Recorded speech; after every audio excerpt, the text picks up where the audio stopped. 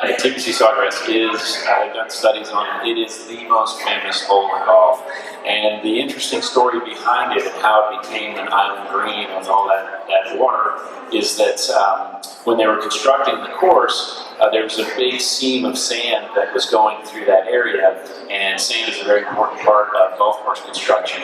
And so they were basically mining the sand from that whole area, and Pete and his wife Alice, who often has helped him on his designs, they were talking, and he was concerned about what's he going to do with this thing. You know, they've used all the sand, they need the sand, but it's left this gaping hole. What are they going to do? And it was actually Alice's idea that they'd make it an island green. And so the most famous hole in golf is really, it's credit to Alice Dye as opposed to Pete Dye. The other very funny story about the hole is that Pete wanted to make it longer, and he didn't think it was hard enough.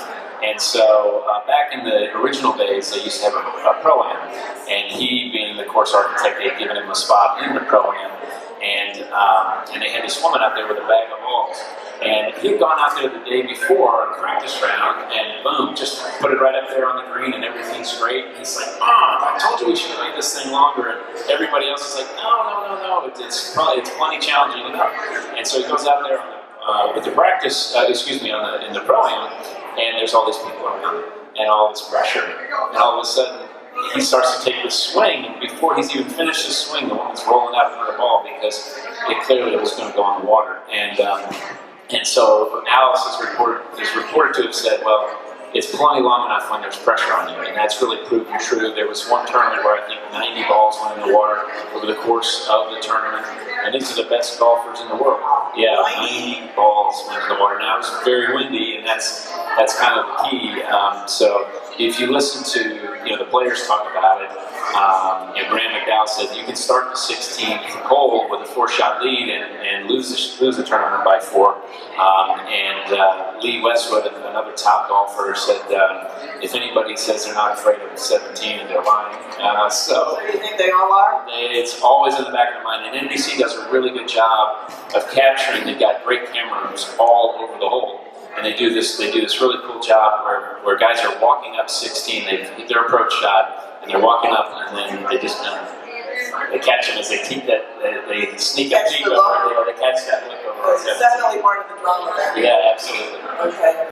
Well, part of the story is we discovered that there's scuba divers that take balls out of all the lakes every 3 months as a basic, I guess, maintenance cleanup to keep the waterways clean, and so many balls go in so many of the lakes, not just at 17. Many of my balls have gone into the lakes. Okay. So the way, it's really quite ingenious what they've done there. First of all, the TPC network, which is obviously TPC Sawgrass is the home of that, has won numerous awards, including TPC Sawgrass from the Audubon Society for its care and practice in looking after the natural environment. So they're doing everything they can to make sure that they're taking care of the natural resources. We have a lot of wildlife that lives out there, etc.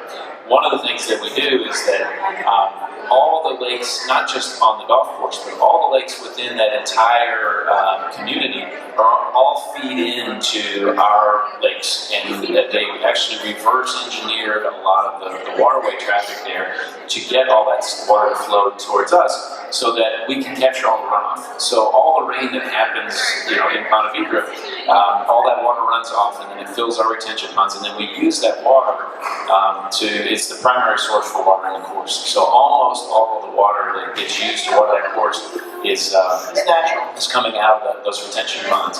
And then we did something else a couple of years ago with JEA, where we've created a mini 17 that started, I believe, in '07, and we build for the week a 75,000-gallon swimming pool, and we place a 1/3 replica of the green, and then you can take shots, etc.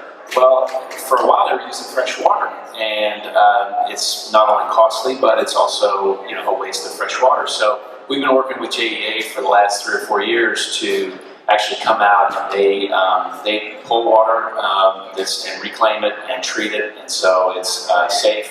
But then after the tournament's over, then they put it back in, so we're not wasting the 75,000 gallons of water that we weren't wasting it, but it was fresh water that was then put back in the retention as opposed to just reusing retention water.